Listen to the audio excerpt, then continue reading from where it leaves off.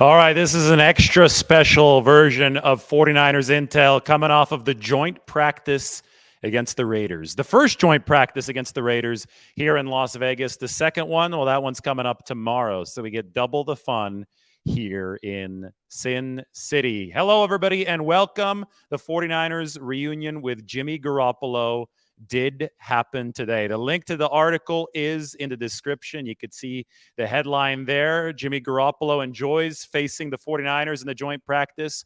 Those are my brothers. That was his quote. There was a lot of complimentary talk from Jimmy Garoppolo toward the 49ers, from the 49ers toward Jimmy Garoppolo today. And I think that this is the overarching takeaway. Final lingering Jimmy Garoppolo questions were answered, particularly about his final months with the 49ers last year. I think there was some confusion. There was some outright blatantly false reporting about this, not from a lot of sources, I think from maybe one or two.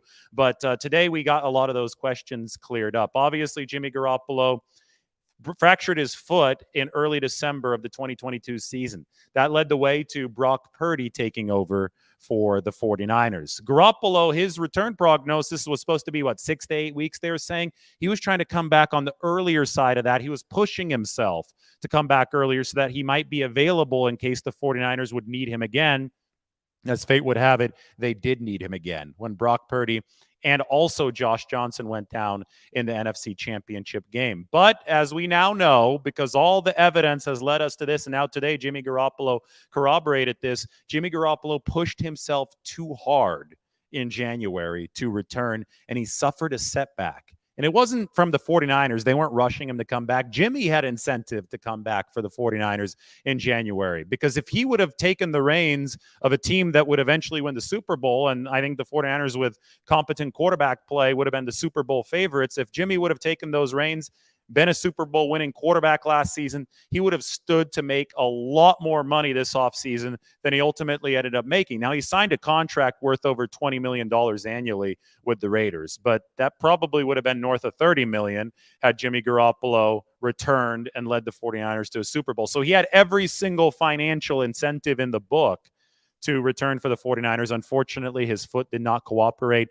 The evidence obviously supports what Jimmy Garoppolo was saying today, that he did push himself too hard, because the evidence shows that he showed up at the Raiders facility after signing with them in March, couldn't pass a physical because his foot wasn't healthy yet. So that pours water on the notion that he could have returned but chose not to, because if he wasn't healthy in March, he definitely wasn't healthy in late January. And because of the failed physical, Jimmy Garoppolo had to undergo foot surgery in March, and then he finally reached the point of full health before training camp. He was fully cleared to go before training camp with the Raiders. Set up the reunion today. Again, the article is linked in the description. It is co-written by me and Vic Tafer, our athletic 49 Raiders writer. I'm obviously a 49ers writer, so we got the tag team going on this article. We had to cover it from all angles, the 49ers angle and the Raiders angle. As you can see, Jimmy Garoppolo, funny enough, he wore a red jersey today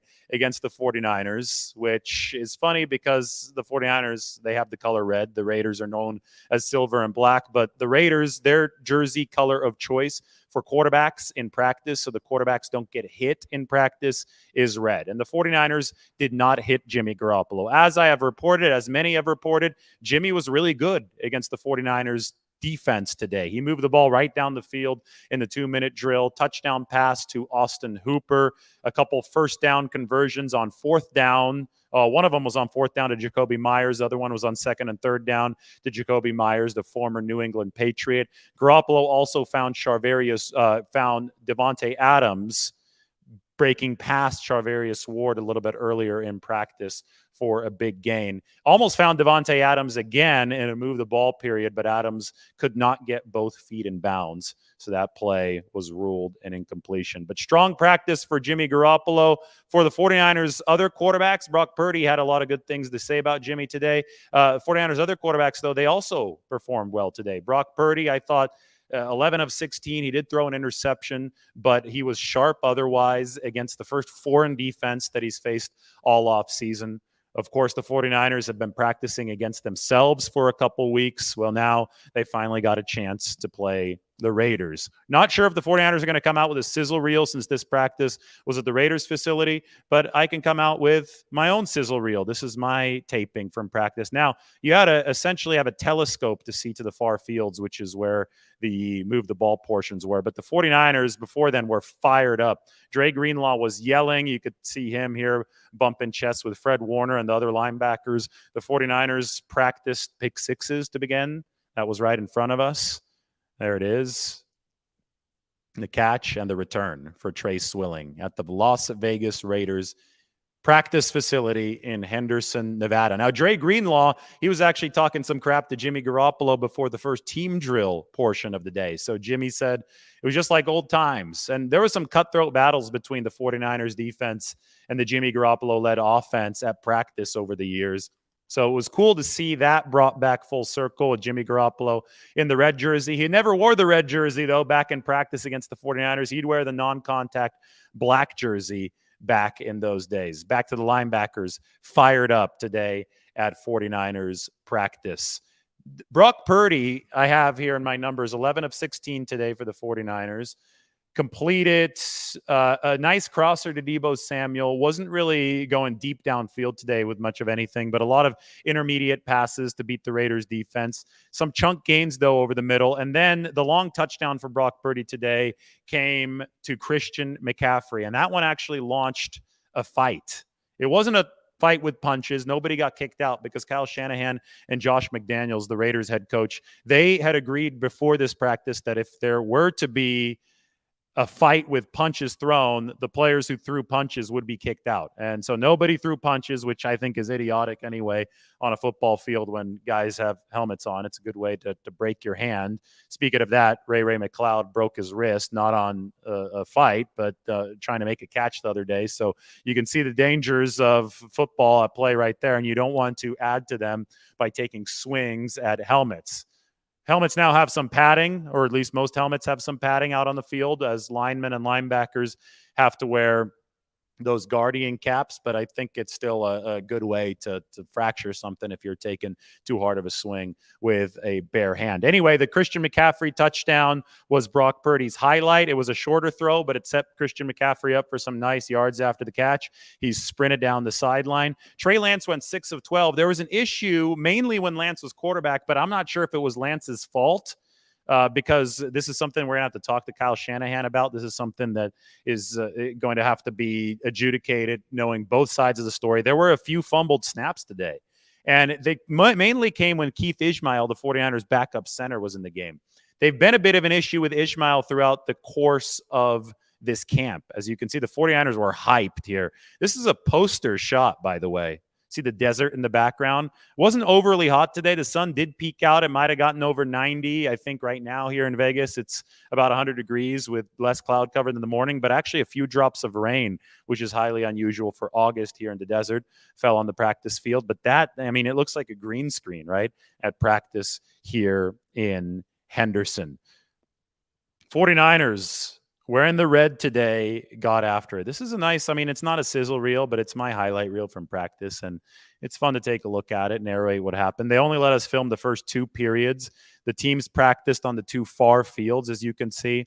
I'm making maximum use of my zoom. You'll be able to see Jimmy Garoppolo there in that huddle amidst the Raiders because he wears the red non-contact jersey, and the rest of the Raiders, aside from the quarterbacks, wore white. But just wanted to set the scene for you today here from Henderson. Meanwhile, I talked about Lance going 6 of 12 with all those fumbles, but we're going to have to figure out if they're the center's fault or if they're the quarterback's fault. Sam Darnold only went 1 of 3 today in move the ball work, so wasn't as much work for Sam. I'm assuming that there is going to be more work for Sam and less work for Trey Lance tomorrow. Probably have a peek at Jimmy right there in the middle of the screen. He's doing stretches with the Raiders. Furthest jersey, red jersey to the left of the screen. That's Jimmy Garoppolo. So I know you saw him in the picture to the article, but here you see him stretching with the Raiders out there on the practice field. So finally, lingering Jimmy Garoppolo questions answered in this practice or in the post-practice availability for the 49ers. Kyle Shanahan had some really nice things to say about Jimmy Garoppolo. There was a lot of, speculation coming out of the final press conference of the 2022 season when somebody asked Kyle Shanahan if there was a chance that Jimmy Garoppolo would be on the roster in 2023.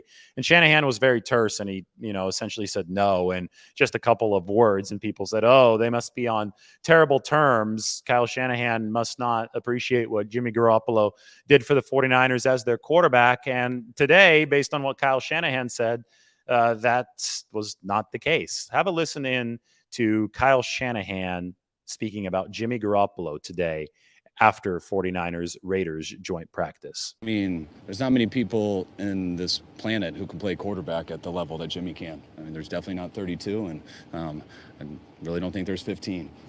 So, to have one of those guys always gives you a chance, and they got a guy that they got a chance to win with. That's all you can ask for, and the type of thrower he is, the type of plays he can make, and guys like to play hard for him also.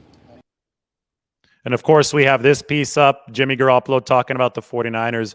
Those are my brothers. When you heard Fred Warner talk about Jimmy Garoppolo today, when you've heard any teammate talk about him over the past several years, you know that there's a lot of respect here. It goes both ways, from Garoppolo toward the 49ers, from the 49ers toward him. He was a big part of this team's recent history. Remember, they were nothing before he showed up in 2017, and then they won the final 5 games of that season.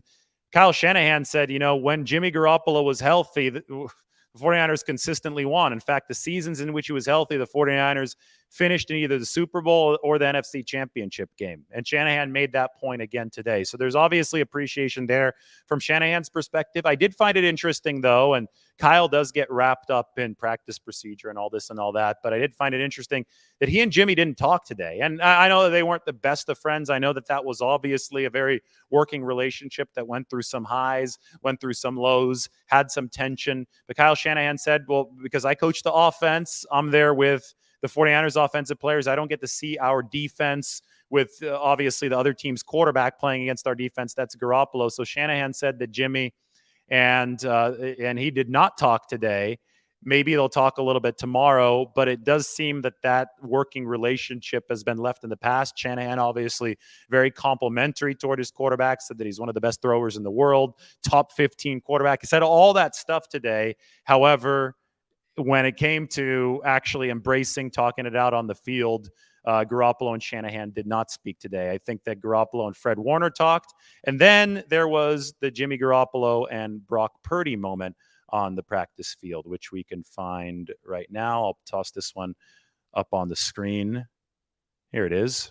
Because I thought Jimmy and Purdy had some interesting comments about one another. That was a relationship that we didn't really get to delve too deeply into last year because Garoppolo got hurt. Quickly, the 49ers turned the page to Purdy, and then it was all about Purdy mania. But here are those two talking yesterday. Jimmy Garoppolo said, Brock was a cool dude on and off the field. As a rookie, he was pretty quiet off the get-go, but he started to open up towards the end, especially once he started playing. We got to talk it up a little bit today. It sounded like he was doing good. And there's the video. Garoppolo and Purdy shaking hands after practice, from one starting 49ers quarterback to the next one. Cool moment to bring everything full circle. Other parts of practice, 49ers defensive line. I was watching one-on-ones today. 49ers D-line completely overwhelmed the Raiders. I'm going to go through some of what happened along the D-line. I've got my notes here. And to me, they don't have Nick Bosa. So, the 49ers are down their best defensive lineman. And I know the Raiders, they have a decent offensive line. It's not the best in football. But the extent to which the 49ers got after it in those one-on-ones today was eye-opening. I had this long list of all the 49ers who won up front, and it was impressive. You had Eric Armstead winning big up front, and he's got that powerful swim move. As soon as Eric Armstead ripped by the guard, along the Raiders offensive line. There was just this big ooh from the 49ers side. Chris Kasarik was like, oh, that was some nice power. Because, swim moves are sometimes equated with finesse in football, right? Because you are using some dexterity to move one arm over the other and kind of swim by the opposing guard usually. Usually you'll see defensive tackles work on guards with swim moves. Eric Armstead combined his swim move today with true power. And I said, okay, well, Eric Armstead is back because he's got the burst, he's got the explosion, and he's got the power that he didn't have last year when he had the plantar fasciitis, when he was dealing with a foot injury and trying to save everything up for the final stretch run and then the postseason. So Armstead was, I think, fantastic in one-on-ones today. Kevin Givens want to share one-on-ones. Javon Kinlaw brought power to his wins on one-on-ones. And then you even had somebody like Alex Barrett, who spent several seasons now in the 49ers practice squad.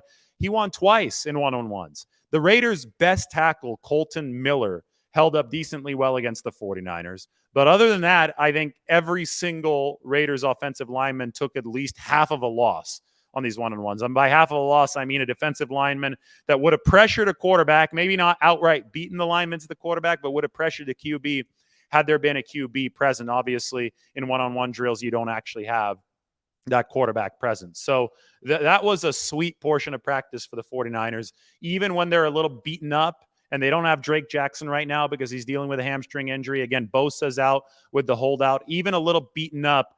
For the 49ers defensive line to look as good as it did against an opposing NFL offensive line, not their own offensive line, I think that should give the 49ers some good confidence moving forward, because that definitely was the case today. Now, on the other side of the football, the Raiders defensive line saw its share of success against the 49ers O-line. Now, I would say that this was a bit more even, though. The 49ers D-line against the Raiders O-line, that was definite advantage 49ers. Chris Kasarik's unit had a big advantage. On the other side, we saw star power going after it in both directions. Max Crosby's an all-pro for the Raiders, right?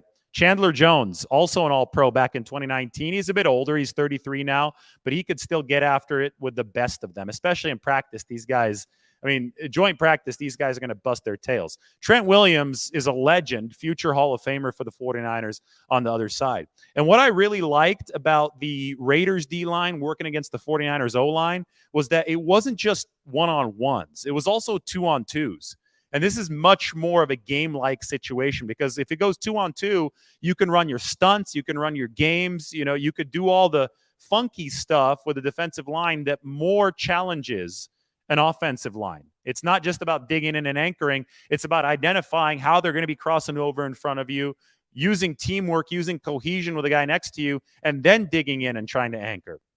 So on one of the most impressive reps of the day, Jerry Tillery, who's a defensive tackle and a good one at that for the Raiders, teamed up with Max Crosby and worked against the left side of the 49ers offensive line.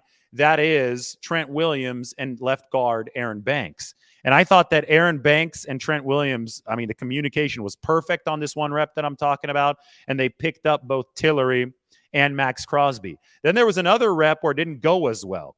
And Max Crosby, he's got those long arms. He's really athletic. He's got this, he's got the technique to where he's not straight up forklifting guys, but because he's able to get his long arms stretched out and he's able to use the athleticism to generate some force and power, he can knock guys over. And he just knocked Trent Williams over. Trent lost his footing. How often do you see Trent Williams on his back? It doesn't happen a lot. And it's not a worry for the 49ers that Trent Williams is on his back. It's a testament to how damn good Max Crosby is. Chandler Jones was doing some work on the other end. Crosby then was working against Colton McKivitz. Crosby beat McKivitz once, but then McKivitz rebounded to win the second rep against Max Crosby. And Crosby, again, he's going to use that long wingspan. Was using that long wingspan trying to push Colton McKivitz back. McKivitz, though, was like a lightsaber battle. He brought his arms up, too, and he staved off Max Crosby and was able to anchor in enough to at least slow down the push, slow down the finesse moving to power from the all-pro edge rusher. Huge, huge win for the 49ers right tackle, who has yet to start a season as the right RT1, right? The right tackle one for the 49ers. He hasn't had the benefit of going up against Nick Bosa in camp, and we say that our iron sharpens iron. To me, these 2 days are huge for somebody like Colton McKivitz, because Crosby is going to push your game to a new level. And after that second rep that I thought Colton McKivitz at least earned a draw on. I would say he won the rep, but it was at least a draw because Crosby did back him up a little bit. After that rep, Colton called Max Crosby over, and they talked for about 10 seconds. For even a longer time than that, we saw Max Crosby talk shop with Trent Williams. So these are two of the best minds in the game exchanging information. They're trying to get 1% better because that's you can't expect to get much better once you're an all-pro, right? It's all about the little details. How can you find just a little bit more improvement? And Crosby and Trent Williams were sharing that information, just like Crosby was sharing some information for Colton McKivitz. That's why these practices are so important for both sides, but especially for the team that's breaking in its new right tackle. Now, speaking of Max Crosby, team drill started, and Crosby made a play. He was getting in Kyle Shanahan and the 49ers sideline face. I mean, he was going crazy. This is an emotional player talking his shit on the 49ers sideline. And Kyle Shanahan talked back a little bit. And we didn't really know what Kyle Shanahan said back until after practice. Why don't we just play Kyle Shanahan's recollection of this? I'll color in any context that I need after. But here's Shanahan on his interaction with Max Crosby, who the 49ers actually interviewed as a pre-draft prospect back in 2019, the season they ultimately took Nick Bosa. Have a listen. I mean, I think everyone would hopefully know I'm smart enough to never try to fight someone like that. How were you a jerk to him? It was Chris Eric's first interview, and he had been some other places where they liked to kind of attack the guys a little bit, see and rattle them. That's not totally our style. And that was the first one up. And after, like, John was trying to touch his leg, like, Chris, chill out a little bit. And after, he was like, what'd I do? Like, we don't really do that. He's like, sorry, my last coach really wanted me to do that way. So, and he did it to, like, the coolest dude. So we always tell him that was all Chris, not us. So How did Max respond to that? he was a stud. He didn't care at all. He did not waver. He handled it as good as anyone could handle it. Jimmy here. There's been talk of, when you were asked, right after the season about is he going to come back, and a lot of people thought you were quite dismissive and didn't really say anything about his run this year or what he's done here. Do you have any regrets about that or the way that comment was perceived? I think I've talked about his legacy. I mean, I think. This is actually, we're going to play this in a bit. I had that in one clip. So thanks to Mike for putting those together. That was actually a Jimmy Garoppolo question there at the end that came in. We're going to play that in a bit as we revisit the Garoppolo talk. But the Max Crosby encounter, to me, it's great because Chris Kacerek, 49ers defensive line coach, we know how fiery he is, right? They hired him back in 2019. And when he showed up in 2019, he had to interview Max Crosby. I'm guessing this was at the NFL Combine or was on one of the top 30 visits. And whichever head coach Chris Kacerek had worked under before had wanted him to be really an asshole toward these players. And Chris Kacerek was acting like that in this interview. He was being a drill sergeant to Max Crosby. And it was John Lynch was trying to hit his leg during this interrogation of Max Crosby back in 2019. John Lynch was trying to tell Chris Kacerek, we're a little bit nicer. We don't really do interviews like drill sergeants here with the 49ers. And since then, Chris Kacerek has mellowed out. He's obviously done a fantastic job with the 49ers defensive line. But also since then, the 49ers have seen Max Crosby, who went to the Raiders, turn into an all-pro. 49ers don't feel all too bad about that because in the same year, they picked Nick Bosa at number 2, and that's obviously panned out really well for them. But today, for the first time, Kyle Shanahan had a chance to apologize to Max Crosby for the fact that the 49ers were, and I quote Kyle Shanahan, dicks during the 2019 pre-draft interview process. Max Crosby also acknowledged that, and Max talked about it at practice today.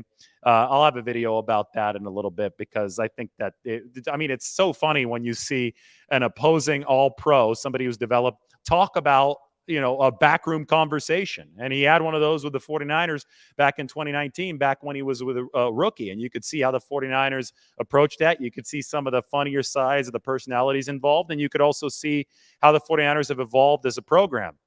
Chris Kacerek was out there being a drill sergeant in his first interview in 2019, and the 49ers are like, hey, man, chill out a little bit. We don't want to scare some of these prospects away.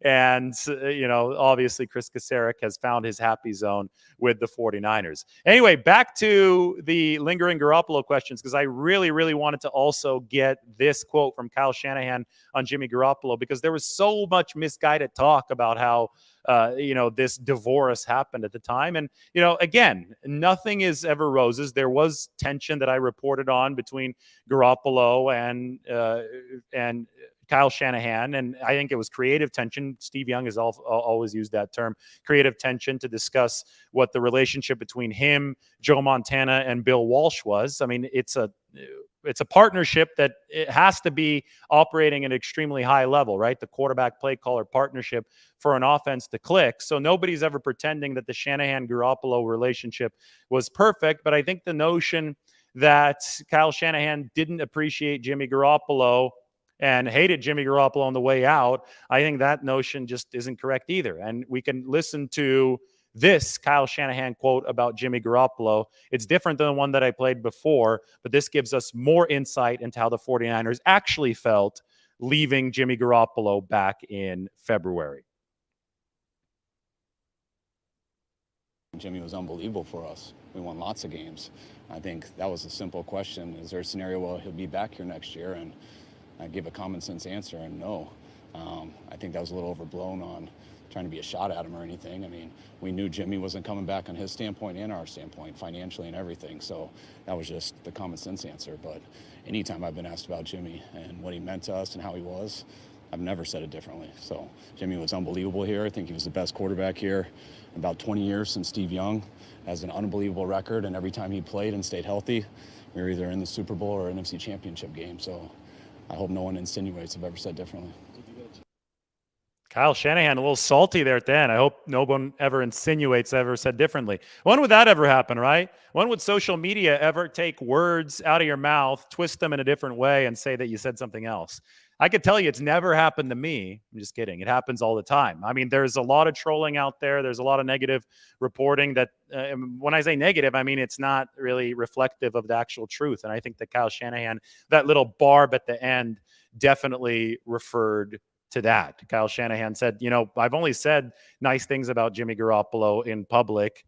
And, whenever he has a terse answer, I think that people end up filling in the blanks in a way that allows them to paint the most entertaining narrative.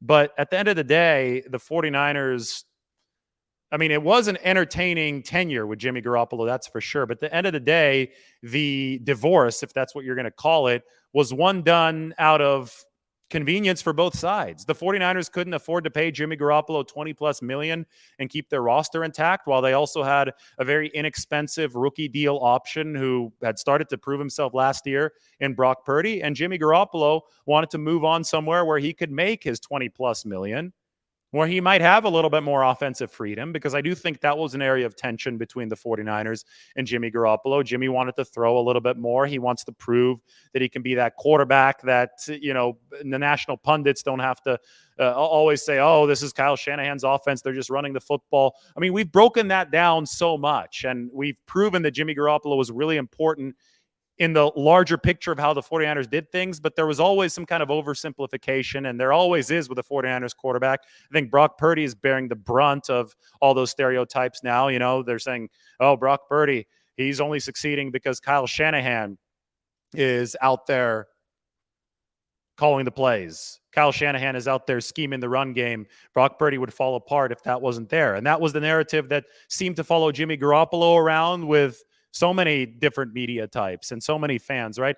The data proves that it wasn't true. You need that quarterback to play well. Otherwise, Nick Mullins, Trey Lance would have been a lot better in his limited starts. Trey can still be good, but he would have been an automatic good quarterback for the 49ers in Shanahan's system. That wasn't the case. CJ Beathard wasn't great. Nick Mullins wasn't great. Brian Hoyer, who we saw throw a pick six at practice today, wasn't great. It takes everybody for these offenses to click. It's not a simple solution of crediting either the coach or the quarterback. It took Jimmy Garoppolo for the 49ers to succeed. It took Kyle Shanahan for the 49ers to succeed. It took the weapons for them to succeed.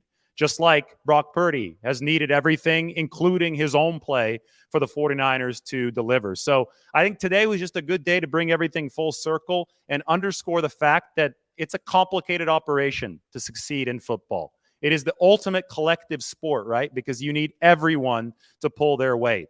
And in this individualistic world, especially the world of social media, where everybody just wants to find a simple answer and say, oh, it was all Jimmy's fault, it was all Kyle's fault. or it was all Jaquaski Tartt's fault because he dropped the ball against the Rams, that's overly simplistic. The actual answer is much more complex. It's much more nuanced, and it's a teamwork answer. You need everybody pulling their weight to be able to go to distance or be as successful as the 49ers were in the past few seasons. And I think just seeing Jimmy Garoppolo again today, seeing Brock Purdy talking with him after practice, I think that hammered that truth home. It hammered home that this is a team sport where people fail collectively and they succeed collectively. The media and social media might want to give credit singularly, but in the locker room, in professional football, amongst these guys, amongst the athletes, the truth is that they look at this collectively. And that's just how the sport works. And I think we need to do a better job when we're covering it. And I try to do this every day when I cover it. We need to do a better job when we're covering it, reflecting the collective nature of football. And I think that was behind all of the nice things the 49ers had to say about Jimmy Garoppolo today and all the nice things that Jimmy had to say about them. All right, moving forward into practice, I thought the biggest problem for the 49ers was, A, the fumbled snaps. That was obviously an issue. I don't know if they were the fault of the center or if they're the fault of the quarterback, mainly Trey Lance in on those plays. Keith Ismail was the center that was mainly in on those fumbled plays. That's something we're going to find out because it has been a recurring issue, especially for Keith Ismail through camp. The 49ers held on to footballs better today with the exception of Cam Latu, who Trey Lance had a nice drive there at the end of practice in a 2-minute situation. And Cam Latu, 49ers rookie tight end, caught what should have been dropped what should have been a touchdown. Just straight up dropped it. Brick hands on the play. Now, Latu dropped 2 passes on Tuesday, a couple days ago. That wasn't good. He's dropped probably 5, 6, maybe even 7 passes now throughout all of training camp. I haven't been keeping a detailed log, but I definitely know that it's been a handful of drops for the rookie tight end, the 3rd-round pick out of Alabama. I do know that Braden Willis, his fellow rookie tight end out of Oklahoma, the 7th-round pick, has been doing a much better job of holding on the footballs. Cameron Latu the other day acknowledged that it's moving really fast for him right now. And that's probably why he's dropping so many passes. He didn't have this issue at Alabama. I mean, it's not like he went through all of college without dropping a pass, but it wasn't this recurring issue. So you have to think that it's due to the fact that the NFL game is moving a little bit too quickly for him right now. The problem is the 49ers are a Super Bowl contending team. And, when you draft somebody in the 3rd round, he better be catching footballs really out of the gate in the regular season. So they really need Cameron Latu to get these drops out of his system. Otherwise, they're going to be facing a little bit more of a roster logjam than they thought. I think at this point, unless Latu just explodes from here on out before the roster cut down, you have to at least carry 4 tight ends if you're the 49ers. The notion that they might carry 3 tight ends, I think at this point is a pipe dream because you can't count on Cameron Latu as we're talking right now on August 10th. So I could pop open the 49ers 53-man roster projection. And this is going to be good to look at. This will help you, I think, understand part of the predicament that the 49ers might be in. So here's the depth chart. Here's the tight end room. And on the left side of the dividing line, you can see the players who I predict to make the 53-man roster for the 49ers. It's a crowded roster. There's no doubt about it. You've obviously got George Kittle. Then you've got Charlie Werner, who I predict to make the team, and I'll explain why in a second. Then you have Braden Willis, who I just talked about, and then you have Cameron Latu, who we're talking about right now. In the past, the 49ers have always taken 4 tight ends. But I thought that maybe this season, if both of these rookies show out in training camp and George Kittle enters the regular season healthy, right now he's dealing with a hamstring strain. I don't think it's serious. But if you had those 3 things cooking, maybe you could only carry 3 tight ends and then have an extra spot on the 53-man roster to solve another crowded situation because you have dilemmas regarding who to take up and down the whole roster. But if Cameron Latu is unplayable in a regular season game, and right now I don't think he's playable because of the drops, you've got to carry 4 because Willis is not going to be your only other tight end besides George Kittle, right? So you carry your best veteran tight end, and that's probably Charlie Werner. So that creates a little bit of a roster headache elsewhere. Now, you could cut Cameron Latu and then try to re-sign him to the practice squad, but it would be highly unusual for the 49ers to give up on a 3rd-round pick that quickly. Normally, you give him a little bit more leeway. Now, in this situation, one of the reasons you do that, by the way, is because normally if you cut a third-round pick, somebody else is going to claim him off waivers, and you don't have him anymore, and you don't give him a chance to figure it out over a longer stretch. That being said, remember I ran a mock draft before the 49ers selected Latu, and I predicted they'd pick him in the 5th round. And that's what most other NFL teams, it seems, based on interviews and based on mock drafts, and, you just have to combine all the other information. Most other teams, it seems, thought of Cameron Latu as a 5th or 6th round pick. The 49ers, though, picked him in the 3rd.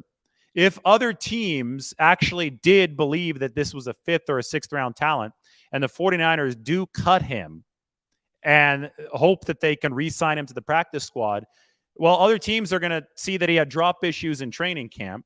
They're going to go back to their pre-draft eval, and they're going to say, oh, we had a 5th or 6th round grade on this guy, and now it looks like he dropped a bunch of passes in training camp. Maybe there's a chance that he would clear waivers. So in that case, maybe the 49ers would be able to save the 53-man roster spot. But I would still caution that we're on August 10th right now. We still have a good 3 weeks before the roster cut down. So let's see if Cam Latu starts to figure out the offense and figure out this drop situation before then. But after yet another drop today, I must say that it should be an issue that is high up on the 49ers' radar. Otherwise, in practice today, I could go back to my log before I open this up to a few questions. But I thought that, Jimmy early on, he hit Devontae Adams behind Charvarius Ward, but it was a few incompletions for Jimmy Garoppolo in the scripted portion. Then he got going, throwing to Jacoby Meyer and to Hunter Renfrow. I talked about Hunter Renfrow in my preview for these practices. I said, this is a good slot receiver, being paid some money now by the Raiders. Clemson guy, just like the 49ers, two Clemson guys, Austin Bryant and Cleveland Farrell. By the way, Cleveland Farrell had some nice wins in one-on-ones. But Renfrow and Garoppolo, they should be a good match because Garoppolo's quick release. He works well to guys who can separate out of the slot. And he did hit Hunter Renfrow for a big play on his first drive. Then there was the incompletion to Devontae Adams, but only because Devontae was out of bounds. So, it's an issue for the 49ers. These opposing number one receivers, they're going to have to crack down on them. And I think probably the best defense against an opposing number one is a good pass rush. That's why it's so important that Nick Bosa comes back. Then you saw the Garoppolo touchdown drive. Brock Purdy had a chance right after. That's when he threw his interception today. But after the interception, Brock Purdy bounced back with the touchdown of his own to Christian McCaffrey. That's what started the scuffle in this practice. And we didn't see any punches thrown, so nobody got kicked off the practice field. But it was interesting to see the 49ers and the Raiders there getting into a little bit of a scrum after the McCaffrey catch and run touchdown. Then came the end of practice, which saw the 2-minute work. And in 2-minute work, Brock Purdy drove the 49ers down the field. He did well, only got one shot at the end zone, did not convert it, but it was still a productive drive. Trey Lance got more than one shot at the end zone after he also moved the second team offense, but he was unable to convert his chance there at the end because Cam Latu had that drop, which is a problem in the end zone. So I think by and large, today quarterbacks were the theme because Jimmy Garoppolo was on the other side, but by and large, it was a good day for Brock Purdy. It was also a good day for Trey Lance. He moved the ball down the field. The fumbled snaps, the 49ers got to have to figure that out, but it was impossible to tell if this was the fault of the center or the fault of the quarterback from 2 practice fields away. And they kept us in a little media viewing area, literally 2 practice fields away. We had to have a telescope to watch what was happening in practice. So I do know that Brock Purdy and Trey Lance moved the 49ers offense against the Raiders' first and second team defenses respectively, but I don't know whose fault some of these fumbled snaps were. And I do know that Cameron Latu dropped the pass there at the end of the 49ers 2-minute drill, red zone work.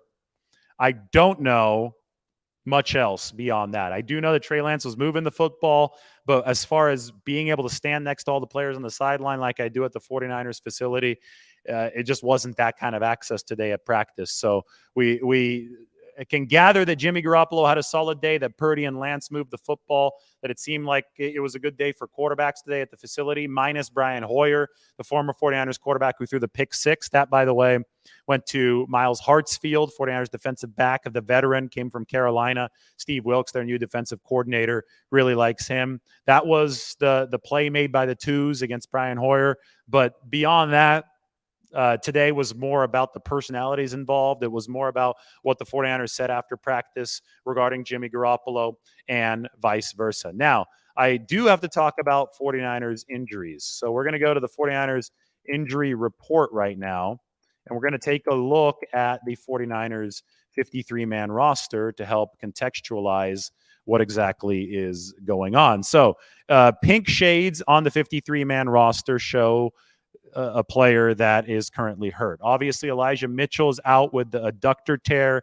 They expect him back, I think, middle of next week. That's the running back who's been hurt so much for the 49ers over the past couple of seasons. The new injury information is Ray McLeod. He broke his wrist. So that changes the dynamics of this 49ers projected depth chart on the 53-man roster, right? They're going to have to carry McLeod on the 53-man roster because if you put him on injured reserve now, before the cut down, he's done for the season.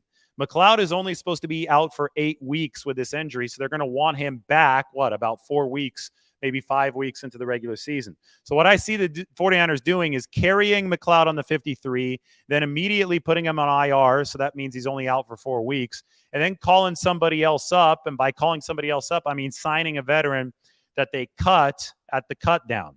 Is it going to be another receiver? Well, it might depend on their week one opponent. It might depend on the Steelers and what the 49ers want personnel-wise against the Steelers. They can also, clear up a log jam elsewhere with Ray McLeod's spot, right?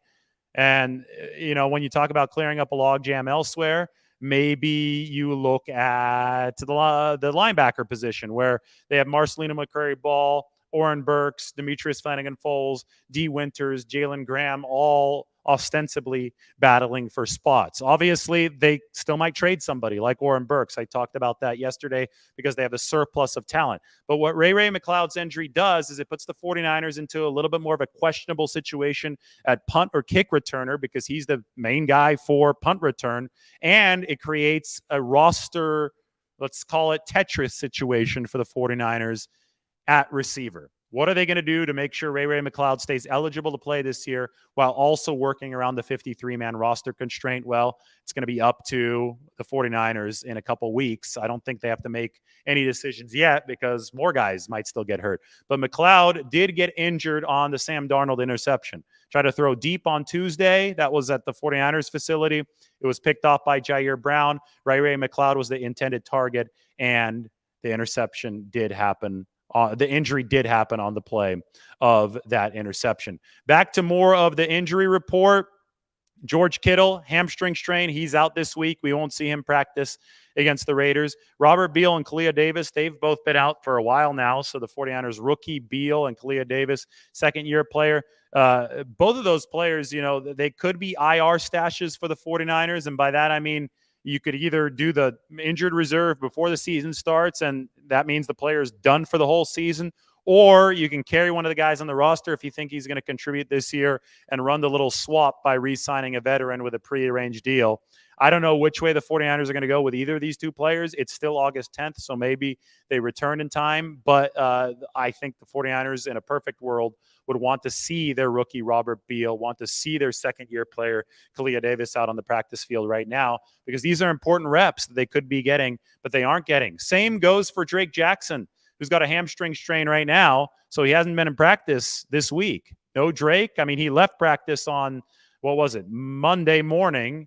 It hasn't been around on Tuesday, wasn't around on Thursday for the 49ers, and he's missing out on some potentially valuable reps against somebody like Colton Miller for the Raiders. 2 tackles named Colton, by the way, on both teams in these joint practices. Colton Miller, who was drafted in the same draft as Mike McGlinchey in 2018, and Colton McKivitz, who went in the 5th round of 2020, is now the 49ers starting right tackle. Dre Greenlaw was talking some crap early on to Jimmy Garoppolo, but unfortunately Dre was unable to finish practice today. Also a hamstring issue for him.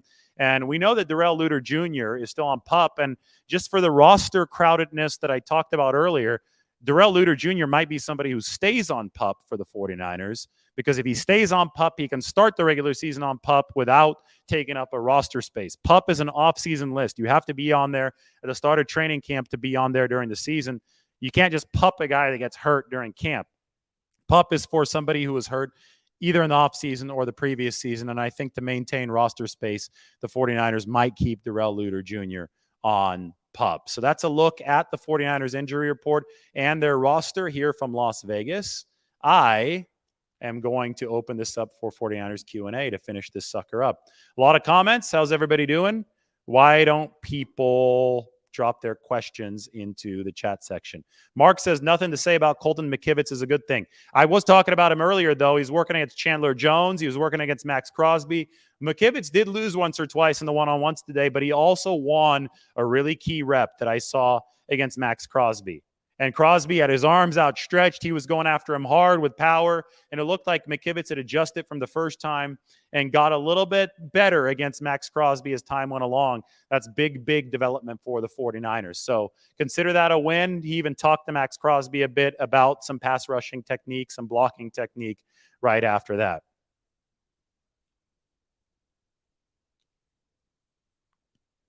Yeah, calling Latu a bust is way premature. He's dropping a lot of passes in training camp. The 49ers actually considered him an exceptionally raw tight end prospect because he converted to tight end from defensive end just over 2 years ago at Alabama. So, yeah, I think they expected him to have some rough spots, to have some drops. That being said, they also used third-round draft capital on him.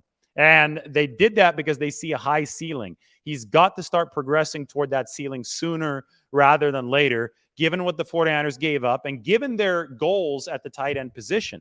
This team absolutely wants to find a pair for George Kittle. They want to find a partner in crime, a Robin to George Kittle's Batman, so that they can start running more two tight end sets that have a strong receiving threat. And the hope was that if you double dip in the draft at tight end at Latu and on Braden Willis, at least one of these two guys will pan out. Maybe both of them will pan out. Well, it looks like Braden Willis is on a good track. Latu right now still has a lot of work to do. Way too early to call him a bust, but it is time to say that he's got a lot of work to do after all of these drops.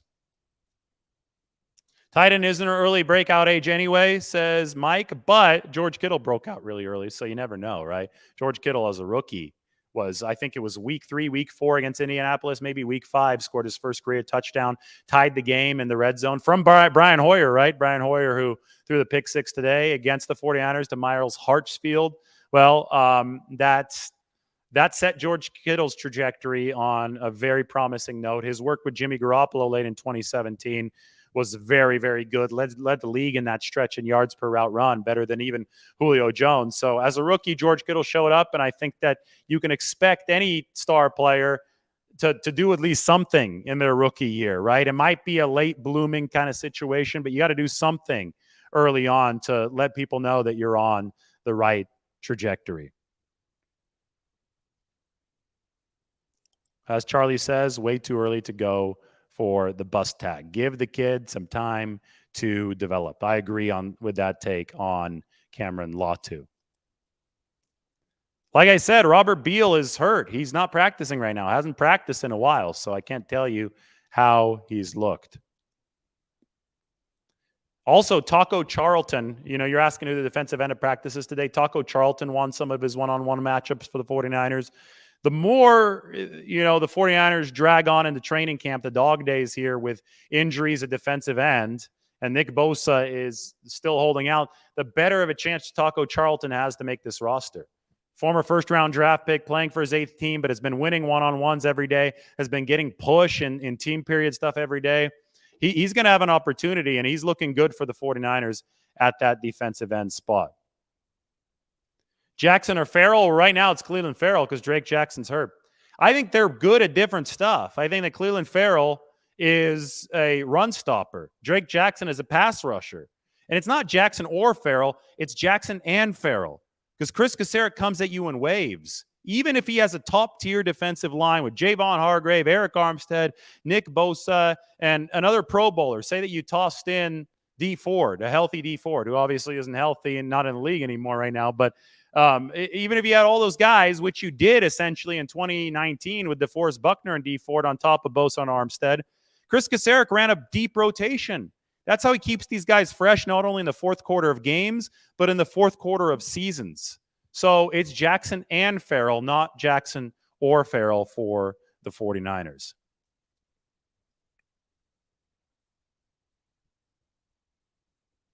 absolutely a chance that the 49ers trade Oren Burks and a youngster takes that linebacker spot. I can give you the depth chart one more time, but this is very much on the table in my opinion, because they would save $4.5 million, as you said, and linebacker is a position of surplus for the 49ers. A position of big surplus for the 49ers. You've got McCrary Ball. You got Flanagan Foles. Yes, you have Burks. D. Winters and Jalen Graham, two players you're trying to bring along. Curtis Robinson made the initial 53-man roster last year.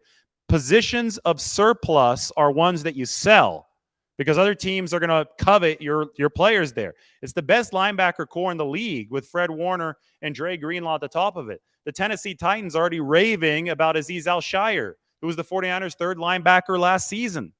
Well, if that's happening, then 49ers linebackers are in demand, and somebody might be willing to give up a middle to late round draft pick for Oren Burks and take his $2.5 million salary off the 49ers' hands. Maybe there's another player at that 49ers linebacker level that they'd be willing to trade. They traded a young Jonas Griffith a few years ago to Denver. That was in 2021. Jonas Griffith is playing well for the Denver Broncos now. He intercepted Jimmy Garoppolo in that disaster of a game for the 49ers offense in week 3 last year. So it's something the 49ers have done before, and I wouldn't be surprised if they did it again at that linebacker position. Good question there.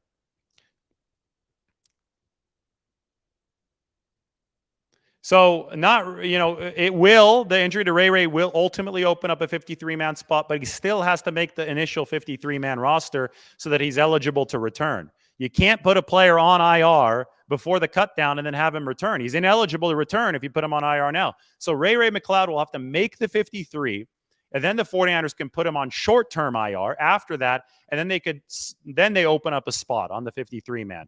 That is going to be some complex maneuvering, but it's not going to happen until 3 weeks from now. So let's not worry about it yet. Let's let the rest of camp play out.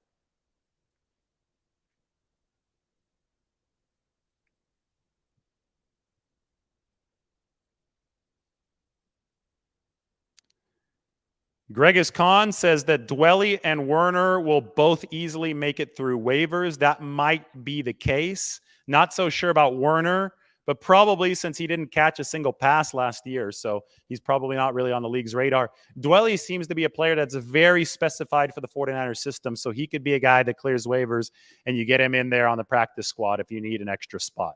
That being said, Latu dropping all these passes, you might need Dwelly's reliability. He's got reliable hands on this 53-man roster.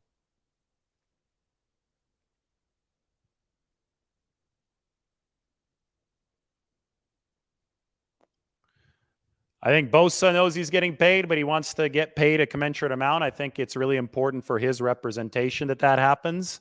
So the 49ers are trying to fit this within their salary cap as efficiently as possible. I don't think anybody on the inside with knowledge of how this all works is doubting, though, that it will get done. How's the 49ers secondary against the Raiders' skill positions? I think I saw Devontae Adams get past Charvarius Ward a couple times, but it's Devontae Adams. Gets past a lot of guys a couple times over the course of a practice. The Raiders moved the ball, though, against the 49ers. Jimmy Garoppolo found Jacoby Myers, found Hunter Renfrow, found Devontae Adams. It's a good, skilled Raiders offense. I mean, we saw this already last year. I know they don't have Darren Waller anymore. I know that obviously the quarterback situation is very different for the Raiders now than it was before. That's why we've been talking about Jimmy Garoppolo, because he's changed the dynamics of that room. But it's still a talented offensive line, which I think it was big that the 49ers D-line won those individual battles.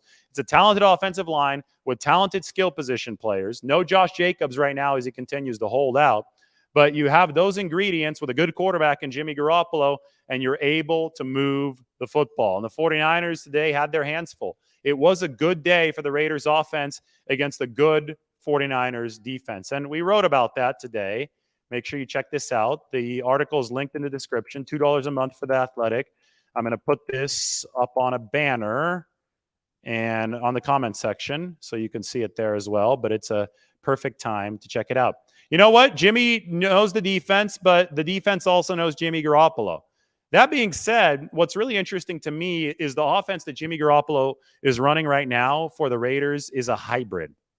Jimmy came into the league in 2014 with the New England Patriots. Mike McDaniels was his offensive coordinator. They rode that Patriots short style offense, right? The quick release of Jimmy Garoppolo. They rode that thing into the ground. It worked for them. It worked with Garoppolo. It worked with Tom Brady. There was a lot of winning that was happening in New England, a lot of offensive efficiency happening there.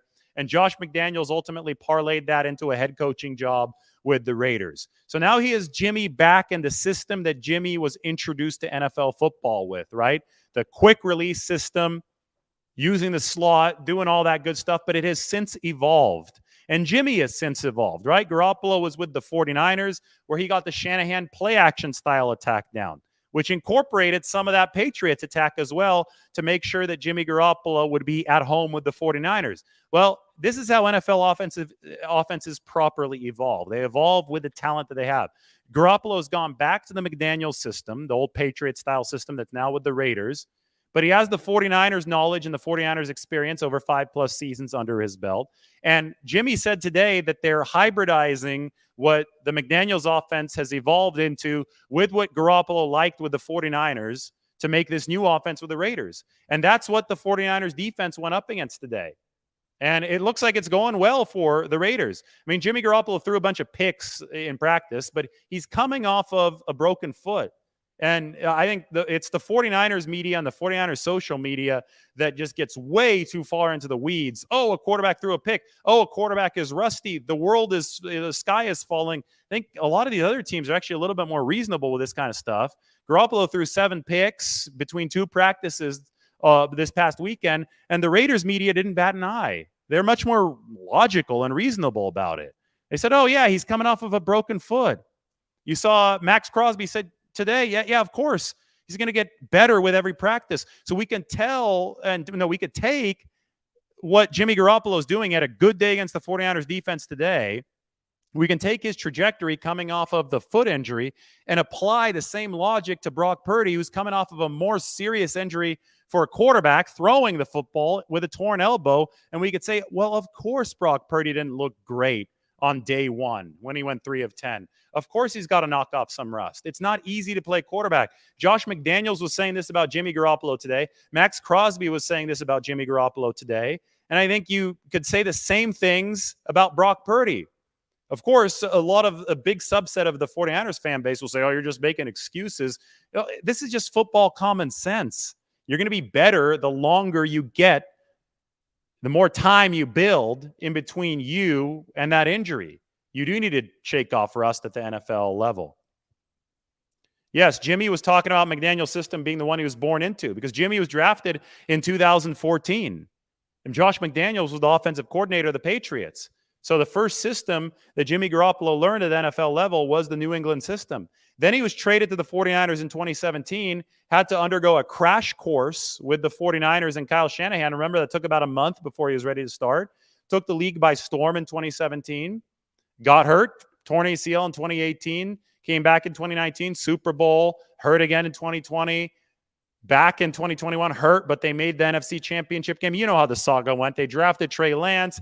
Brock Purdy drafted in 2022. Jimmy stuck around. Jimmy helped the 49ers. Now he's back with McDaniels, learning and relearning the system that he was born into and hybridizing that with the knowledge that he picked up with the 49ers, which if you're a football fan, I think you should find this fascinating. It's about, just the matriculation of a system and about how different personalities work together, about how a player evolves. Well, Jimmy Garoppolo has evolved into a player wearing that red jersey at practice. All right, any more questions? You go ahead and check out the article. It's up here. If you want to see a little bit more of the sizzle reel, well, I had that today. Had an update leaving practice as well. Here are the 49ers. They were fired up today. Fred Warner was yelling. In fact, here, let me play the audio on this. This is good, the start of this. Here are the linebackers hooting and hollering before the start of practice.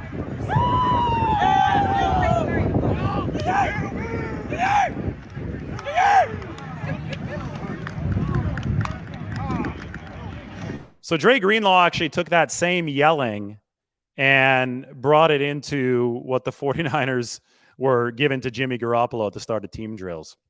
Unfortunately for the 49ers, no interceptions from Jimmy. They had to practice pick sixes on their own at the Raiders facility today. But that was the scene today in the desert. We're going to be back out there tomorrow. 49ers a little bit banged up, but that's what the dog days of training camp are all about. They're going to try to up the intensity even more against the Raiders. I felt it was more like a game today. Guys were finally excited to play against somebody else. They're going to try to carry that work and that intensity into a second day of practice against the Raiders. And we'll see if that heat hits them a little bit more tomorrow. But then there will be a day off before the game on Sunday, which is going to be a big one for Trey Lance. It's going to be a big one for Sam Darnold as both of those quarterbacks try to prove themselves. Again, I expect a little bit more Sam Darnold today. It seemed that Lance got the majority of the twos today. Expect Darnold tomorrow. Shanahan's been running an even split of that quarterback two position. Expect more Jimmy Garoppolo against the 49ers. The chess match is going to continue. Advantage Jimmy today. Will it be advantage 49ers defense tomorrow? We'll see. I do know that I'm going to be watching those one-on-ones, though, because it was fun to watch Max Crosby and Chandler Jones against the 49ers O-line, working those stunts, working those games against Trent Williams. A lot of great knowledge being exchanged there. It's just too bad Nick Bosa isn't there, because that'd be a great summit for the offensive line. Be like O-line, D-line, you, right? But didn't happen today. I'll also be watching to see if some of those 49ers depth pieces, because it seems they have a lot of quality depth on that D-line, I'll be watching to see if those guys also perform. Anyway, like the video, sub to the channel. I know this was a lot of content. We talked for a full hour. Check out this article on Jimmy Garoppolo talking about the 49ers. Those are my brothers. It was good stuff out at the Raiders facility today. Talk to everybody soon. More content will be dropping. We had a huge crowd today. This was a lot of fun. I enjoy doing these. So make sure you subscribe for $2 a month to The Athletic, and subscribe here as well. Hit that notification icon. We're going to have much more coming your way. Everybody take care.